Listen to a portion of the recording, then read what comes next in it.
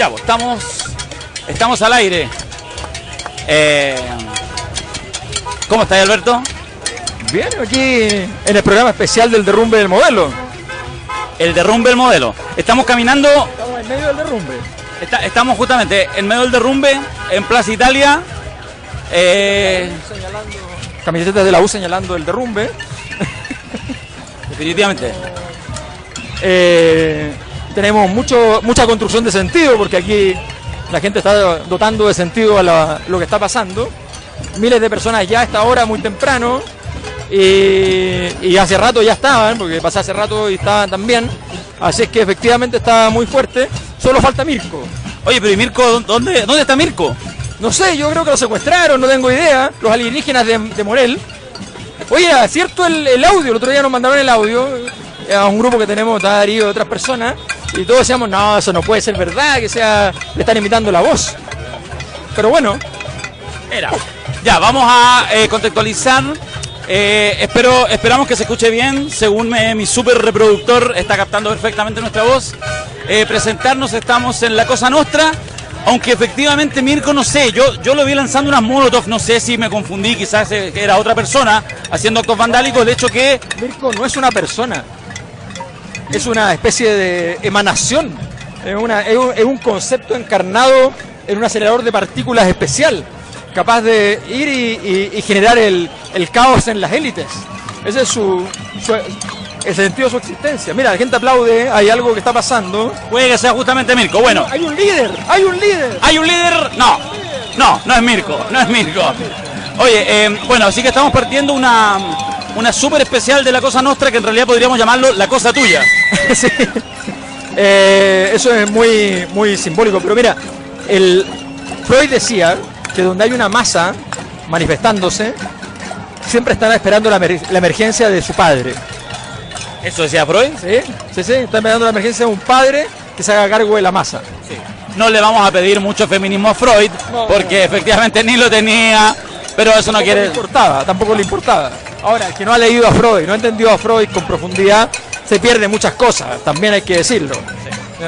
Oye, bueno, contextualicemos. Estamos porque aprovechando este espacio que nos hemos creado virtual de la Cosa Nostra, que partimos con los temas del Padrino, estuvimos algunos días justamente en tu casa con Mirko, ustedes dos haciendo ahí un análisis de esto que realmente ha sido brutal, increíble, y nos parecía oportuno poder juntarnos, y nos juntamos acá en Plaza Italia para conversar del derrumbe del modelo, que ese libro que probablemente debe ser el libro más exitoso junto con El Fin al Lucro de los que escribiste en términos de repercusión, no solo en la academia, porque eres un analista y un académico, sino porque más efectivamente generó y abrió probablemente, y lo quiero decir yo, ante la falta de carácter de otros intelectuales que quizás también vislumbraban, pero que no estaban disponibles a jugársela en una tesis que hace 7, 8 años atrás parecía tremendamente especulativa y que quedaba sujeto, como ha sido, efectivamente a una crítica fuerte que tú mismo has tenido, sobre todo en tu rol, digamos, como analista, como intelectual y también como político. Entonces, ¿cómo tú te enfrentas a lo que han sido estos días, Alberto, de algo muy parecido a un derrumbe del modelo o sencillamente una expresión más? O sea, mira, yo creo que hay primero, hay una cosa que es importante en todo esto, y es que hay un conjunto de académicos, políticos, actores sociales de distinto tipo, que hoy día manifiestan con claridad, de todo clase de signo político, con claridad de que efectivamente hay un antes y un después de esto, que ese antes y el después es aún más importante que el del 2011, y que lo que pasó aquí es que efectivamente la estructuración entre el modelo de integración social y el modelo económico, eso va a tener que cambiar completamente, y que el modelo económico en rigor tal como está hay que modificarlo, y lo dice, para decirlo así, desde Luxich hasta los analistas que están más a la izquierda. Esa profundidad de certeza es muy relevante para comprender de que efectivamente aquí, a pocas horas, entre comillas, de todo lo que ha acontecido, estamos todavía pasando recién algunos días, que han parecido siglos en términos de las cosas que están cambiando, pero son días. Resulta que esa profundidad del cuestionamiento de la relación con el modelo económico no se había visto nunca. Y ahí hay una claridad que hay que mantener entonces sobre la mesa, en ese sentido. Oye, te propongo que sigamos caminando un par de... Sí, la lacrimógena, cruzando Plaza Italia. Te propongo que hagamos un alto de 1 minuto, que la gente que nos escucha no lo va a notar. Y volvemos con el análisis. No sé, digamos, sigamos, estamos aquí, no pasa nada. Entonces, ya, es que yo quisiera que en esta profundización... Voy con un libro de Nerón en la mano. Sí, venimos de Vía X y te regalaron un libro de Nerón. Yo no sé si realmente todo el mundo, incluso gente que no está en la calle protestando, parece que efectivamente de alguna manera hay como una especie como de cierta alegría de sectores no tradicionales, como que de alguna manera sabían en alguna parte de su inconsciente que este reventón venía. Sí, evidentemente hay una...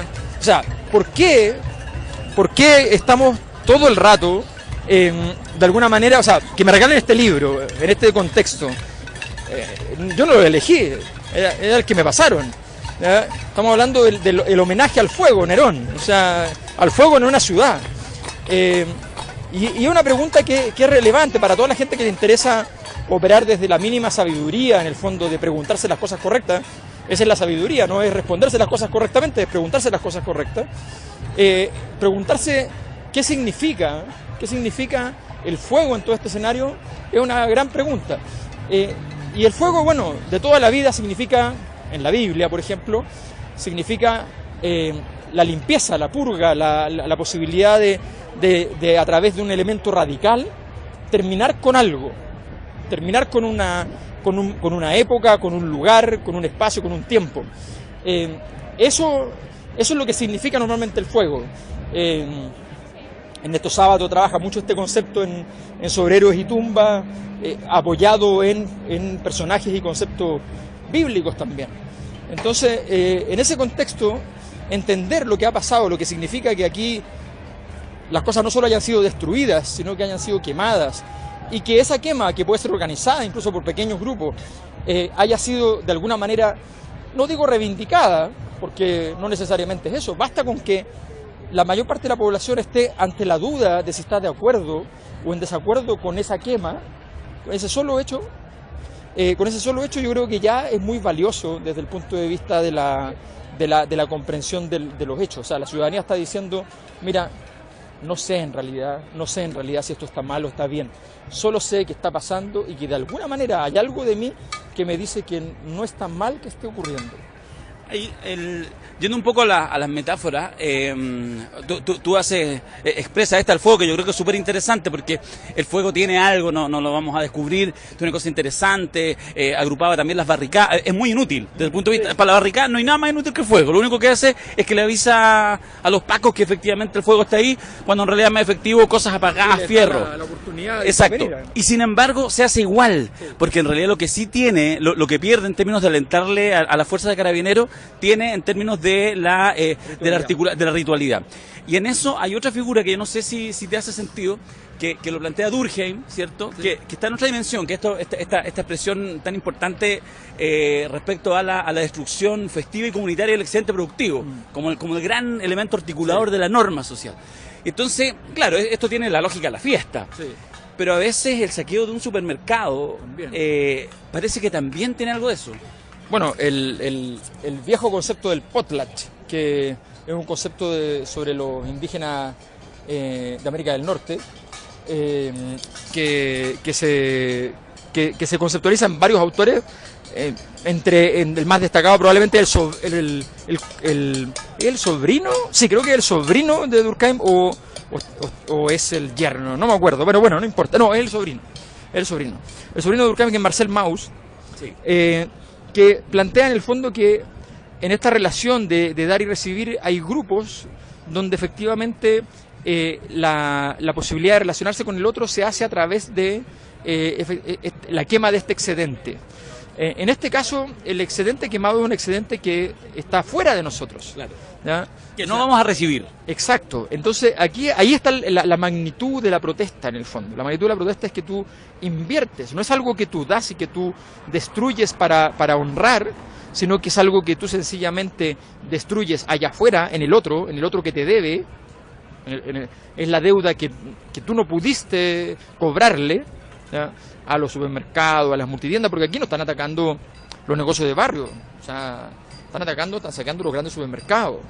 Salvo uno que otro ejemplo, pero son... No, sí, pero es que estadísticamente ahí vamos al tío, a Emil Durkheim. O sea, Durkheim dice, a ver, muéstrame las estadísticas. O sea, el hecho social está hecho de estadísticas contundentes, no nos concentremos en las pequeñeces.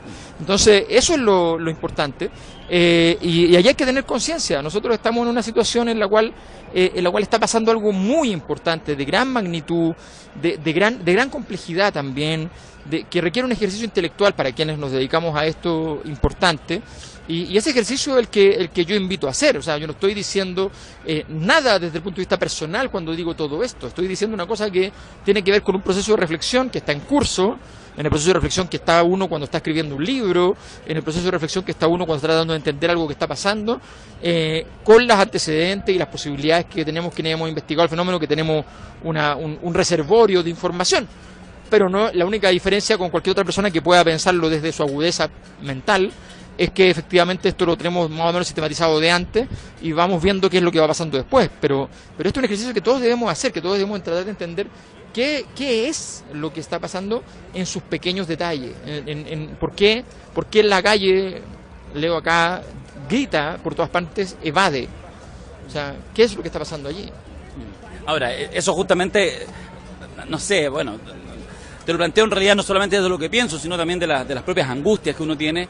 Esta lógica, digamos, de la evasión, que efectivamente tiene toda una dimensión muy interesante, muy comunitaria, pero también tiene toda una dimensión de, bueno, ¿hacia dónde? Es decir, a ver, si ya la movilización del 2011 fue interesante porque es la primera expresión muy fuerte y muy contundente, quizás también con la del 2006, de que los partidos políticos ya no responden, pero al menos había liderazgos a partir de organizaciones sociales, eran muy nítidos las federaciones estudiantiles y otros más. Ahora no hay nadie. Entonces, yo no sé si el EVADE es finalmente un reventón para llegar a ninguna parte, para que efectivamente, finalmente, triunfe el discurso que reivindica, en un sentido negativo, pero que reivindica que esto es básicamente un reventón social, ya, quizás no delincuentes, como lo dice Piñera, que está muy perdido, pero sí un poco esta mirada más halagüeña de los medios de comunicación, que igual muestran que de alguna manera lo que hay que hacer es pronto volver a la normalidad, es decir, la normalidad, volver al día a día como lo deseable. Entonces, ¿puede que en realidad esto sea un reventón para llegar al mismo punto de partida? No, pero sí es cierto. A ver, aquí hay muchas... Aquí, para decirlo así, independiente de cuál sea su propio concepto del bien y el mal, hoy día, en estos días, el bien y el mal no saben ellos mismos cuál es el otro y quién es sí mismo. O sea, hoy día hay una suspensión ética por incapacidad. O sea, no sabemos si esto efectivamente... Esto abre la puerta. Y toda apertura de puerta es muy importante para aquellos sectores políticos que quieren resolver las inconvenientes que están aquí. Eso está claro. Es una gran oportunidad. ¿Significa eso que esa oportunidad va a llegar a puerto? No. Esto puede terminar efectivamente en una... O sea, aquí parte de lo que estamos votando por la bañera no es solo el agua, sino que efectivamente podemos sacrificar pedazos de la guagua. Porque no tenemos manera de recortar toda la realidad perfectamente entre lo que está bien y lo que está mal. La conducción política es lo que debiera hacer eso. Hasta el momento no vemos ni una señal de que sean capaces de recortar lo que hay que recortar, ¿ya?, y dejar las cosas buenas por delante. Hay esperanza. Está la muchacha que abraza al carabinero que está llorando porque de alguna manera, me imagino que significa eso, siente que está de acuerdo y tiene que reprimir con los que está de acuerdo, ¿no? Y la chica se acerca y solidariamente lo abraza y le seca las lágrimas. Ese hecho muy potente habla de un tipo de sociedad, pero el otro tipo de sociedad es un conjunto de hechos que están lumpenizados, algunos de los cuales no sabemos qué tan lumpenizados están o si significan algo en términos políticos. Hay una propuesta detrás de eso, no lo sabemos porque solo vemos su manifestación última, ¿ya?, y su resultado muchas veces, pero sí, evidentemente aquí hay también lumpen, y evidentemente aquí hay una posibilidad de que en Chile esto se quede pegado y que en el fondo mucha gente sienta que no vale la pena realmente nada del orden social, nada de la relación entre nosotros, nada de la confianza entre nosotros. O sea, Chile tiene un problema de confianza entre los chilenos histórico, uno de los países con menor confianza interpersonal del mundo. Pues bien, eso se puede potenciar también con todo esto. La sensación de que estamos en peligro en cualquier momento, en cualquier lugar, no es agradable, no es simpática, no es interesante. Puede haber gente que le parezca muy, muy atractiva, pero la gente quiere cosas normales. Y en ese sentido, el retorno a la normalidad es un desafío para la política. Ahora, insisto, aquí hay causas muy profundas y parte de esas causas tienen que ver con las posibles soluciones. Y parte de esas causas tienen que ver con una comprensión, con una necesidad de ese ejercicio intelectual, social, cultural, tan importante que es conocerse a sí mismo, conocernos a nosotros mismos, en el fondo. Bueno, yo no sé si en esa dimensión, pero a mí me pasa, lo hemos hablado en varias oportunidades. Yo que estoy pasando en estos últimos par de años por el momento más escéptico, digamos, y de mayor credibilidad, justamente en eso, como en el ser humano, no quiero ponerme esotérico en el análisis, pero que efectivamente uno se pregunta muchas veces si en realidad lo que hay en ciertas protestas, hay de verdad una crítica fuerte a la moralidad actual, y por lo tanto hay una nueva moralidad que quiere emerger, o lo que hay es un cansancio sencillamente porque yo no soy el que tengo esas granjerías, esos privilegios, que yo creo que un poco la imagen del saqueo, que a veces desde las ciertas fuerzas populares, progresistas, se ve, bueno, porque bueno, el momento del reventón uno lo acepta, pero yo siempre digo, bueno, pero compadre, tranquilo, si aquí los que están, ¿cachai? La mayoría de los que están saqueando, sobre todo eso para la casa, después no van a estar en la organización social, no van a estar en nada. Entonces, hay un tema ahí de esta crítica permanente, yo no sé cuánto hay, insisto, de una nueva moralidad, de que un nuevo mundo está emergiendo interesante, como la apuesta a los jóvenes, o en realidad lo que hay es una sociedad muy quejona y todas estas articulaciones finalmente nos come ese neoliberalismo que tenemos hasta los huesos y que nos exige día a día ser tratados como clientes que pagamos nuestros impuestos. Bueno, yo desgraciadamente debo decir que mi visión al respecto no es muy optimista en ese sentido. Yo creo que efectivamente no es que haya una nueva moralidad que fundamenta todo esto. En esto siempre tengo la discusión con Mirko, que está convencido de que detrás de todo esto hay una nueva forma de ver el mundo.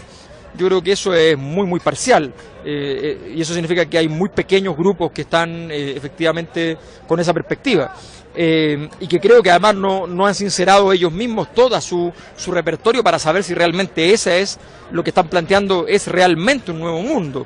Yo tengo mis críticas al respecto. Ahora, más allá de eso, debo decir una cosa. O sea, para decirlo en claro, las personas que están saqueando hacen lo mismo del modelo, pero pervertidamente. ¿Ya? El sexópata tiene sexo, solo que es sexópata. ¿Ya? La persona que va a saquear quiere lo mismo que el modelo le dice que tiene que querer, los bienes de consumo. Lo que pasa es que no los paga. ¿Ya? Entonces hay una desviación. Ese proceso de la desviación, que es como el concepto más mertoniano de la anomia, es lo que fundamenta ese acto. Pero lo que hay que mirar, a mi juicio, es otra cosa. En un momento como este, independiente que no haya sido a causa de un cambio en la moralidad, independiente que esa moralidad no haya existido antes, está la oportunidad, está la puerta abierta al surgimiento de nuevas formas de ver el mundo. Y esa puerta dura poco rato. Yo por eso insistía mucho en el... Van 4 camisetas de la U, 0 Colo-Colo, ¿eh? Hago el punto. No, de hecho, tú no lo ves porque tú miras a la espalda mía, lo miro. No, debe haber unas 30 camisetas que estoy viendo en este instante de la Chile porque me parece que hay un piño de la Chile. Sí. Pero yo lo vi allá también. O sea... No, mucha gente, sí. Bueno. Esto originalmente en los principios de los 90, el Huachunei, que es uno de los orígenes, también hay una expresión en la Garra Blanca de orígenes de desencantados, militantes de los 80, jóvenes, que efectivamente desembocan y finalmente dicen aquí está el pueblo. Las alas izquierdistas, sí. Porque la verdad es que los líderes no eran muy de izquierda de ninguno de los dos lados. Era muy interesante como fenómeno eso, pero, sí. Porque la gente se imaginaba que los de abajo tenían que ver con protestas sociales, tenía que ver con el marcador electrónico. Pero bueno. Le recordamos a los que se han sumado recién, no mentira, están desde el comienzo, que estamos en Plaza Italia, nos corrimos un poquito a media cuadra, estamos al lado del caballo. ¿De quién es ese caballo? No la quiero cagar y ser como Piñera. No, es Manuel Rodríguez. Así que estamos aquí al ladito de Manuel Rodríguez y sentimos cada cierto rato los gases lacrimógenos. Ya, sigamos. Entonces, hay una oportunidad de una nueva moralidad, hay una oportunidad de una nueva sociedad. hay una oportunidad de muchas cosas, pero eso requiere un nivel de energía política, social, de inversión económica, requiere una direccionalidad de todo el proceso. Hasta el momento eso no se ve por ninguna parte, por lo tanto mi esperanza, mis expectativas desgraciadamente hoy día son más bien bajas en ese sentido. Yo espero, asumo que muchos esperamos que efectivamente esto sea posible, pero la manifestación de malestar no es ni la mitad del problema. O sea, la manifestación de malestar es simplemente la acreditación de un hecho de la causa, y es que este fenómeno, este desencantamiento, esta sensación de agobio, este cansancio. Tú dijiste una palabra muy importante, y el cansancio. ¿Cómo se manifiesta el cansancio? Una forma de cansancio es el tipo que, supongamos que una relación de pareja. Cualquiera de los dos se siente cansado ya con su pareja. Y entonces toma la decisión de bajar las revoluciones de la relación. ¿Ya? No tiene energía para irse, para armar un conflicto, sino simplemente como se desencanta. Y hace que cada escena de la vida conyugal sea de un desencantamiento profundo, rotundo, penoso, lastimero. Y eso termina en depresiones, medicamentos, ¿ya? Gente que se levanta tarde, gente que para dormir tiene que tomar un poco de copete, y así, ¿ya? Eso por un lado. Por otro lado, está la otra forma de cansancio. El cansancio, que significa que en esta pareja hipotética, que tiene un pacto, que tiene un matrimonio, aunque no sea legal, ¿ya? Esa pareja en un momento estalla, cualquiera de los dos o ambos, y estallan porque sencillamente de verdad esto no da para más, ¿ya? Y la necesidad de que esto quede claro que no da para más muchas veces te invita, no te obliga, pero te invita a romper los platos, a tirar las copas al suelo, ¿ya? A botar la comida, ¿ya? Lo quieres dejar claro. Lo quieres dejar claro, y quieres que la herida sea tan profunda que no haya forma de repararla, porque tú también desconfías de ti mismo, de que mañana vaya a comprar en la esquina cualquier otra cosa. Entonces, para que esto quede claro, ¿ya? Voy a botar la plantita que tenía, que tú me habías regalado, voy a botar el anillo. Gracias. No entendieron nada, me dijeron. Entonces, eso es, o sea, allí está el otro cansancio. Y el gobierno, los gobiernos, la élite política asumió, apostó a que lo que iba a pasar era el cansancio 1. Y no pensó que hay un día en que puede ocurrir el cansancio 2. El cansancio con escándalo. Exactamente. Oye, ¿ya? Caminemos. Ya, y te quiero plantear una cosa. Justamente llegamos al lado del poder, ¿ya? Digamos, no... Pero porque estamos cerca de la oficina de los Cuetos. ¿Ah, por aquí está la oficina de los Cuetos? De la fundación, pero sí. Pero no. Okay. Oye, qué buen gusto. Ya no, pero mira, lo que quiero plantear es porque, sin caer en análisis periodístico, porque en el fondo obviamente estamos en el día a día, en la contingencia, uno puede caer en esto, la idea es un análisis más profundo. Pero independiente que en realidad me quede con los hechos cotidianos, de verdad que la actuación de Piñera para abajo, o sea, ya a los 5 o 6 días de esto, de verdad que no sé, yo no sé desde dónde los puede analizar esa falta de todo, de empatía, de inteligencia emocional, o de que sinceramente y sencillamente estamos en presencia de una estrategia que quizás a la larga va a ser exitosa, que es no salirse del guión del estamos en guerra. No sé cómo lo hablas tú. No, yo creo que aquí definitivamente no hubo guión. Si alguna vez lo hubo, se perdió en el camino. No tenía nada que ver con la realidad. Esto es la típica situación de las élites, que están incómodas, incapaces, y sencillamente no saben qué van a hacer. O sea, no. A ver, Piñera tiene muy claro que cuando dijo que estaba en guerra se equivocó. Tiene súper claro. Súper claro, porque además se lo dejó claro el encargado de la guerra. Sí. Entonces, y el encargado de la guerra dijo algo aún más terrible. El encargado de la guerra dijo: yo soy un hombre feliz. Ergo, no lo dijo ergo, pero se entiende, ergo, no estoy en guerra con nadie. Eso es una alocución directa al presidente. O sea, ¿qué vio él en las conversaciones que tuvo con el presidente? ¿Qué sintió que es capaz de decir eso? Decirlo. Sí, porque el tipo no es hueón, ni es primera vez que le toca esta responsabilidad. No, evidentemente. Ahora, obviamente, no lo dijo a propósito, se le salió, pero se le salió a partir de un proceso reflexivo propio, de decir, a ver, pero ¿de qué estamos hablando? O sea, aquí el militar soy yo y seguramente en la reunión los otros estaban más entusiasmados y excitados con la escena militarizada que él mismo. Aquí, digamos cosas como son, o sea, aquí la situación, para decirlo como le gusta decirlo en términos de plata, ¿ya? El jueves costaba 500 millones de pesos, hicieron un escándalo por 500 millones de pesos. Que es $1 millón. $1 millón, y ahora cuesta 500 millones de dólares de plata pública solamente, sin contar todos los daños privados. Estamos hablando probablemente de 800 o 1.000 millones de dólares, ¿ya? Que es literalmente el programa entero, toda la reforma de salud de FONASA son 500 millones de dólares. ¿Ya? De eso estamos hablando, de esas magnitudes del gasto. Igual ha sido interesante este tema, porque más tú lo decías y te lo escuchabas hace un rato atrás, esta cosa que hay muchos políticos, y de repente ahora son súper grandes analistas, como que en el minuto son súper buenos analistas. De hecho, por ejemplo, aparecía Heraldo, dijo ayer una frase notable, dijo, bueno, la reintegración tributaria murió, o sea, se acabó evidentemente, hoy día la ADC lo dijo también. La ADC que hace 3 días atrás estaba de acuerdo con la reintegración, o sea, se murió. Y así como cambio. Ahora, ni para eso le ha dado en realidad al gobierno para entender. Eso puede agudizar las contradicciones en un sentido clásico. Sí, yo creo que el gobierno no...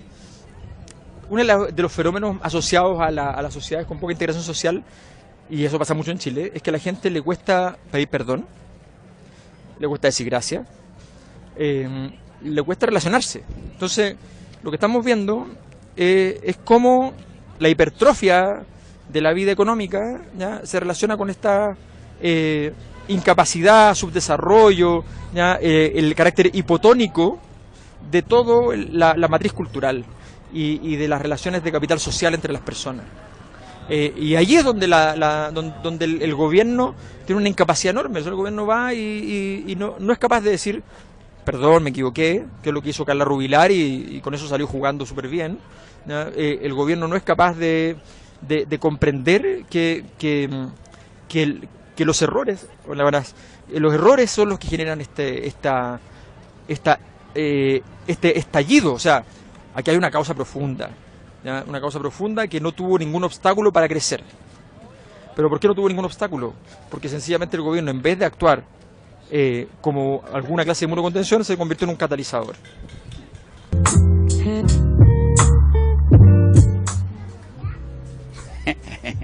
Qué efecto más, charcha. Ya, nos corrimos un par de cuadras en honor a las bombas lacrimógenas, o sea, no en honor, digamos, en contra de ellas, y además sí en honor al toque de queda que ya avanza. Sí. Nos corrimos un par de cuadras para volver a la larga a nuestros domicilios. Estábamos recién hablando del tema del gobierno, porque finalmente no fue el muro de contención que, bueno, debería ser. Y fue el catalizador, lo que la gente dice normalmente de un modo irónico, que apagó el fuego con benzina. Eso es un catalizador, o sea, aceleró el proceso que tenía una velocidad, tenía un posible desarrollo, pero lo aceleró. Bueno, yo creo que objetivamente el gobierno, ya lo dijimos un poco el otro día cuando estuvimos con Mirko, lo primero que hay que entender es que hay un fenómeno sociopolítico detrás de este gobierno que le hace más difícil la gestión de las crisis, de este tipo de crisis. Este gobierno reúne en un mismo lugar, más aún en la misma persona, incluso más en todo su gabinete político, recuerda, el ministro de Interior y el presidente de la República, reúne todos los atributos de lo que llamamos normalmente la institucionalidad, el poder, el dinero, los grupos económicos y la oligarquía. Esa reunión de todas esas variables en conjunto, esta trinidad, esa trinidad que en el fondo es la institucionalidad por un lado, la élite política y la élite económica, ¿ya? Que normalmente tienen un juego de pasarse la pelota, ¿ya? Entonces, y el mero hecho de circular la pelota, de que vaya y vuelva, cambia las cosas.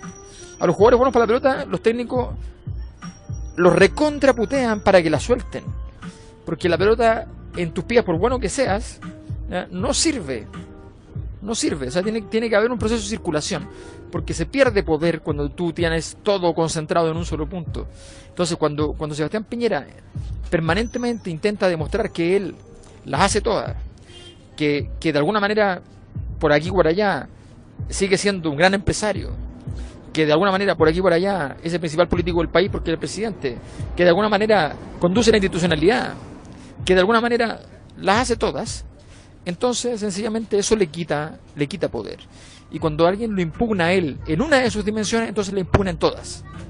Y es allí donde viene la crisis, en el fondo, porque sencillamente la capacidad de recurrir a un segundo recurso, a un tercer recurso, entonces se te acerca la necesidad, que yo creo que igual se adelantaron demasiado, pero se acerca la necesidad de ir a recurrir a la última instancia, traiga a los militares.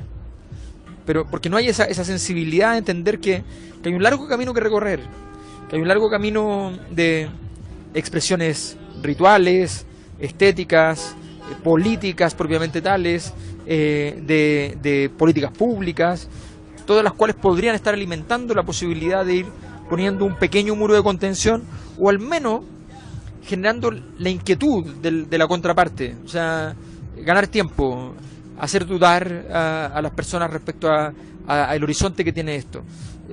Cuando tú haces que estos errores normalmente la derecha no los comete, esto hay que decir lo que normalmente dicen cosas así terriblemente contundentes como revolución o muerte, es la izquierda, ¿no? Y normalmente lo que pasa es que se da el segundo elemento, no el primero, sí. Bueno, le está pasando a Piñera que con un discurso supuestamente más blando, pero finalmente siempre va por todo. Y se produce entonces su incapacidad, su crisis. Estamos hablando de alguien que el martes en el Financial Times está diciendo el oasis de América Latina es Chile, ¿no? Esa es la tragedia. Muchas gracias. Yo me vine a almorzar, Sí, está bien. Tú puedes... Trata de... Sí. Salimos de la revolución porque ya no podíamos hablar con los lagrimógenos. Y después de los lagrimógenos viene como el bajón. En este tiempo, Alberto, igual es heavy porque ya hablamos al comienzo un poco de este mundo, digamos, de este mundo que se manifiesta, ¿cachai? Donde estamos básicamente incluidos, venimos de ese sector, ahí estamos. Hay obviamente un compromiso, no es un análisis desde afuera, es un análisis desde adentro. Con todas las complejidades, con estas dudas que uno tiene respecto a que efectivamente dónde está lo nuevo y donde también se reproducen ciertas lógicas, donde finalmente también a veces la manifestación callejera es ir a sacarse una buena selfie, también digamos, y no tengo nada contra las selfies, pero bueno, en fin.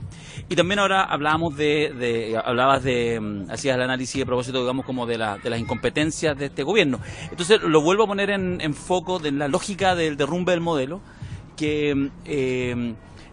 ¿Qué es lo que pasa en todo este medio, en este sentido común? Porque en el fondo el sentido común se articula como un tercero independiente, esto que a veces llamamos la opinión pública.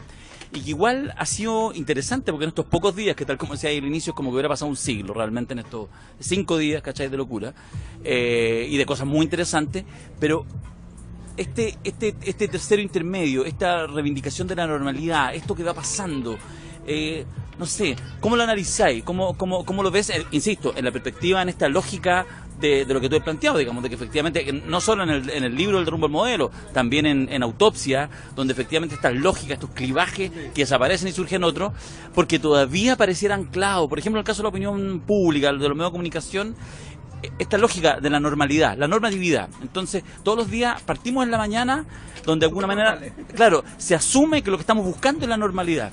Y después en la tarde da paso los mismos periodistas, vamos viendo la protesta, etcétera, pero después al día siguiente volvemos donde la noticia es, vamos con el móvil en directo, aquí está la micro, y de alguna manera, si esa micro parte bien, con la señora que está bien sentada y que va a llegar a tiempo a su trabajo, como que todos tendríamos que ponernos contentos. Mira, sí, yo creo que tú dices algo que ahí es bien importante, que primero es entender que la textura central del orden social es la rutina, ¿ya? Los niños son fanáticos de la rutina y los adultos también. Y no hay nada que produzca más tranquilidad que el mero imperio de la rutina. Por eso son tan difíciles las revoluciones. Por eso la gente que no le conviene el orden en el que está no revoluciona el mundo, porque tiene una sabiduría de fondo, y es que la pérdida de la rutina normalmente afecta a todos, y afecta incluso, por supuesto, más a quienes tienen menos. Por eso hay gente hoy día defendiendo los supermercados porque en su barrio no hay otra cosa más que ese supermercado, porque ese supermercado ya destruyó todos los otros negocios de barrio. Y esa persona no tiene un abasto en su casa, no tiene una despensa llena de cosas, no hizo compra del mes porque no puede hacer compra del mes, compra lo que puede todos los días. Entonces le cierran el supermercado y de verdad es un desastre. Entonces, todo ese desgobierno es lo que está en juego. Yo creo que el desgobierno del día a día es muy corrosivo. Ahora, tú dices, claro, el derrumbe del modelo o en autopsia, claro, ahí hay una conexión súper directa. Un día yo me di, a ver, todo proceso de investigación y de reflexión tiene un proceso, o sea, a uno no se le ocurren. ¿Quién decía? Era Francis Bacon decía que al único que se le ocurren todos los derivados lógicos de cualquier sentencia y argumentación hecha es a Dios. Dios sabe todos los derivados de cualquier sentencia lógica, pero nosotros no. ¿Ya? Y si no creemos en Dios, entonces nadie.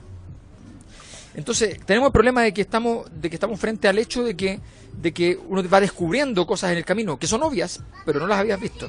Entonces yo en un momento me doy cuenta de que el proceso de deslegitimación institucional y el proceso de caída de las estructuraciones económico-políticas del modelo y la crisis de legitimidad que ello sustenta necesariamente involucra la crisis de las élites y necesariamente involucra el inicio de la muerte de una élite determinada, que es la élite transicional. Y empezaron a ocurrir ese tipo de cosas, como por ejemplo el hecho de que gran parte de los super favoritos históricos en la anterior elección perdieron sus candidaturas.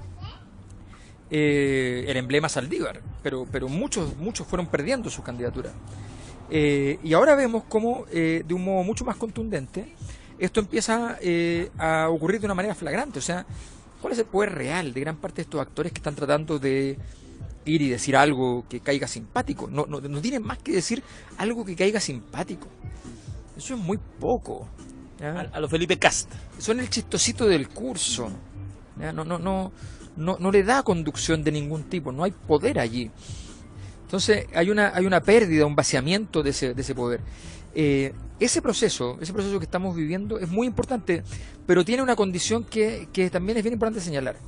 El 2011 daba la impresión de que estábamos en condiciones de recortar con cierta precisión lo malo y dejar lo que estaba bueno.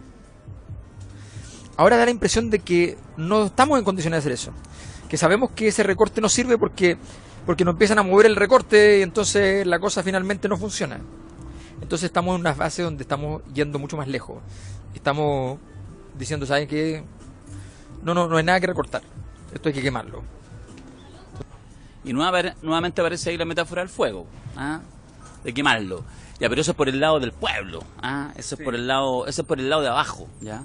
De un abajo en todo caso que tiene hartas cabezas, un monstruo de hartas cabezas. Sí. No, eso es importante, eso es súper importante decirlo, porque, a ver, está el que protesta pletórico de sentido, que tiene en la cabeza al menos y en el corazón un proyecto, ¿ya? De para dónde ir. Está el que protesta básicamente en la destrucción, que está diciendo, ¿sabes qué? Esta cuestión hay que borrarla del mapa, no quiero nada de esto, lo detesto todo, ¿ya? Y está el último, el que evade, el que no paga.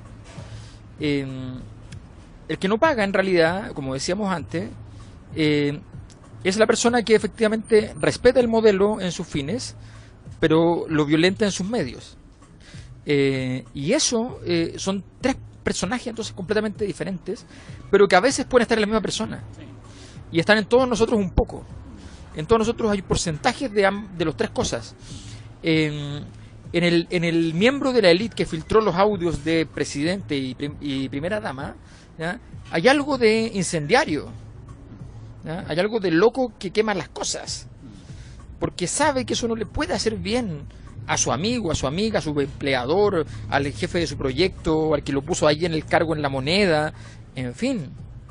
sea, de eso estamos hablando de una situación que, y yo creo que ahí hay algo que no hemos destacado mucho. Hablamos de la anomia de los pobres, hablamos de la pérdida de las normas, del saqueo, de la reconstrucción de todas las normas sociales o la destrucción de ellas. Pero no decimos que eso está pasando arriba también. La anomia de los ricos. La anomia de los ricos y la anomia de los poderosos. O sea, Manuel José Sandón, saliendo a quemar la pradera en términos políticos, ¿ya?, está ejerciendo su derecho individual a la anomia, ¿ya?, a destruir todo el nicho ecológico donde habita, con tal de salvarse él, como si pudiera salvarse él sin el nicho ecológico donde habita. Eso le dicen a veces emporcar el nido. Emporcar el nido. Pero todos los actores están en eso. Eso es lo más impresionante. O sea, yo no he visto prácticamente a ninguno que esté tratando de construir un escenario en el cual, digamos, ya tratemos de traer a un conjunto, coordinar 2 o 3 acciones y empezar a dar la señal de qué significa construir y el valor de construir. Los que defienden el orden social no están sabiendo hacer nada porque también viven en la anomia, porque hace rato se acostumbraron a que esta es una sociedad de oportunidades oportunistas, no de oportunidades estructurales. Las oportunidades son espacios vacíos que se pueden llenar y no son lugares existentes, un espacio que tiene unas coordenadas. Esto no tiene coordenada alguna. Y esa es la sociedad en que estábamos viviendo. Entonces, cuando llega un momento como este, todos entienden que la sobrevivencia se llama correr evitando que los demás corran. Porque si todos corren, entonces nos bloqueamos y no puedo correr suficiente. Es la persona que en el cine que se está incendiando, ya sencillamente empuja y trata de salir, y cada vez la gente que va cayendo va dejando más desastre hacia atrás y menos probabilidad de todos de salvarse, pero la tuya mejoró en un 1%. Entonces, en ese contexto estamos. Allá hay una anomia enorme por parte de los poderosos, porque sencillamente han ido cada vez viendo que antes había una gran parcela que se podían repartir, y cada vez esta parcela de poder empieza a ser un macetero más pequeño, y en algún punto entonces hay que apropiarse todo el macetero, porque si no, no tienes nada. Sí, es un tremendo análisis el que así. Yo quiero como ir invitándote a ir cerrando, a partir de un poco comentarte en esta lógica de las redes, porque de las redes que se construyen, de las posibilidades de que estos procesos efectivamente sean un paso adelante, en alguna dirección quizás todavía no calculada, pero que sean un paso adelante. O sea, si no tuviéramos esa confianza, independiente del análisis un poco crítico que hace, que yo comparto, pero evidentemente siempre hay una confianza permanente en un paso adelante. Y una cosa que no hemos dicho y que es importante, yo creo decirlo, es que la importancia más de hacer análisis. O sea, en este minuto es como típico que pasa con este tipo de audios, que de repente ya algunos lo escuchan y uno dice, pero claro, man, hay que estar en la barricada, hay que estar en la calle. De repente estás en la calle, pero no estáis pensando cuál es tu rol. O sea, hay que hacer análisis. Es altamente revolucionario, si quieren el concepto, pensar. Hoy en día pensar. O sea, digo que estos espacios, y que efectivamente multiplicarlo, no solamente escuchar, sino reivindicar. Y por eso, solo como a modo de una última provocación, yo estos últimos días te comentaba que he ido a el punto de cacerolazo más cerca de mi casa, Grecia con toda lava. Entonces, ayer de hecho tomé una decisión que era ayer el toque que queda a las 8 de la noche, entonces no me fui a desgastar antes porque más no sé si es tan útil, fui 20 para las 8, porque el objetivo fue llegar y estar a la hora del toque que queda, estar afuera, vincularse con los que sea, porque también hay un tema, digamos, de resistencia moral, ética, de una señal, decir, mira, no me voy a ir a las 8 porque tú lo estás mandando. Efectivamente, estuvimos hasta las 8:30 y después de unas lacrimógenas y de una arremetida de carabineros, ahí sí, me fui para mi casa, porque tampoco me voy a regalar, digamos, saludo a los que se quedan y efectivamente terminan la noche en la comisaría. Yo ya lo hice en mis tiempos y capaz que toque, pero no lo busco. Pero en esos espacios se genera lo que tú decías, y además que tú te vinculas con distintas personas y que ahí ojalá pudiera emerger, mira lo que voy a decir, espacios pequeños de análisis, de efectivamente de conversar, de intercambiar una idea y de que en ese intercambio, bueno, puedan surgir estas miradas que faltan para poder proyectar lo que hay después del derrumbe del modelo. Sí, fíjate, el problema o sea, hay dos problemas. Uno, el problema del después, Y otro lo que planteas es el tema de cómo trozar este animal. Yo creo que eso es súper importante. Cuando nosotros partimos de esta investigación, que redundó en el derrumbe y en muchos otros libros, corría el año 2008. Luego nos ganamos ese año un proyecto Milenio y entonces tuvimos 2009, 2010, 2011 con recursos para hacer el trabajo empírico. Una de las cosas cuando empezamos a ver esto es que lo que trabajamos mucho con el equipo era ¿de qué tamaño es el animal? ¿Para dónde va el animal? ¿En qué posición está o cuántas posiciones de la sociedad está ocupando? Por ejemplo, nosotros detectamos antes del 2011 que el animal estaba parado en educación. Ya habían 7 datos. Hicimos un documento que está por ahí en internet todavía dando vuelta, qué sé yo, sobre los 7 factores donde veíamos ciertos elementos cruciales de comprender lo que estaba pasando en educación. Entonces, todas esas preguntas hay que hacérselas y para eso hay que tener un repertorio de respuestas. Obviamente, basta ser inteligente y ser informado para poder tener una buena opinión y muchas veces incluso para encontrar cosas importantes. Mucha gente denota a los periodistas. A mí me ha pasado como académico llegar a una entrevista de un tema del cual yo he investigado mucho, me hacen una pregunta, contesto y me voy para la casa y digo, ¿y si estoy equivocado? Y lo que me planteó el periodista, y reviso, y a veces le he encontrado un 20% de razón, que cambia las cosas, un 50%, y a veces le he encontrado toda la razón. Porque el examen de perspectiva y la necesidad de mirada multidisciplinaria es muy importante. Yo creo que eso es hoy día lo que debiera ocurrir es que los políticos justamente salgan del diagnóstico, que convoquen diagnósticos para poder entender qué es lo que está pasando y quedarse con armarse un diagnóstico a partir de lo que hay, pero no construir diagnósticos funcionales a sus intereses inmediatos, porque eso obstaculiza el análisis de un fenómeno que requiere comprenderlo, porque si no, sencillamente no lo vas a poder gestionar. Este es un animal que se puso complicado, no es cualquier cosa. El animal está quemando la sociedad, el animal está haciendo cosas, ¿ya? Entonces aquí hay que trabajar duro en términos investigativos, hay que trabajar duro. Yo llegué al 2011, por eso tenía mucho trabajo adelantado, con un trabajo hecho, con 200 entrevistas en terreno cualitativa, con 2 encuestas probabilísticas gigantes, con 20 grupos de discusión, con trabajos etnográficos y con sistematización de otros datos secundarios, qué sé yo, con un tremendo trabajo de datos comuna por comuna en Chile. O sea, teníamos un tremendo equipo para eso. Entonces, obviamente, teníamos la posibilidad de ir viendo qué era normal y qué era normal de acuerdo a lo que habíamos logrado diagnosticar. Y las cosas que son anormales hay que ponerle mucha atención. Que esto haya aprendido tan rápido, se haya producido, se haya quemado todo tan rápido, se haya quemado no la infraestructura, sino que se haya quemado el orden social tan rápido, se haya quemado el modelo tan rápido, y que en pocos días la gente de derecha diga, ¿sabes qué? Sí, no, sí, esto es el modelo. ¿Ya? Es súper impresionante. Entonces tenemos que ser capaces de hacer ese trabajo, y la necesidad del diálogo académico. Yo conozco gente de derecha que sí lee estas cosas, las cosas que escribo yo, que escribe Gabriel Salazar, que escriben gente de ese orden, y sí los leen, y efectivamente te discuten y te escriben y nos tomamos un café y discutimos y qué sé yo, o te invitan a su centro de investigación y planteas tus temas. Arturo Fontaine, Hugo Herrera, hace muchos años atrás con Óscar Godoy, ¿ya? Ese tipo de personas, ¿ya? Hay otros que sencillamente se cierran. O sea, Luis Larraín escribió El regreso del modelo en respuesta al derrumbe del modelo, pero no citó el derrumbe del modelo. Sí, me acuerdo. ¿Ya? Entonces es una cosa ridícula. Tenemos que tener una capacidad académica de enfrentar estas cosas y de entenderlo. De ahí lo que se haga en otras instancias es súper importante, mucho más importante.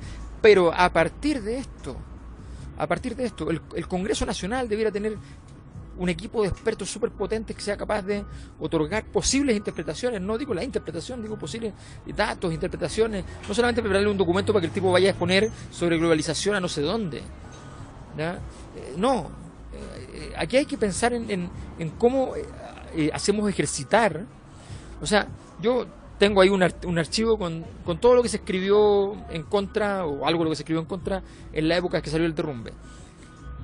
La mayor parte de las cosas son imprecaciones, no son análisis, no un dato en contra, o sea, es Iván Poduje parado en la calle hace 3-4 días diciendo, aquí hay unos izquierdistas que creen que esta cuestión son los chalecos amarillos y aquí están todos comiendo en el McDonald's, ¿ya?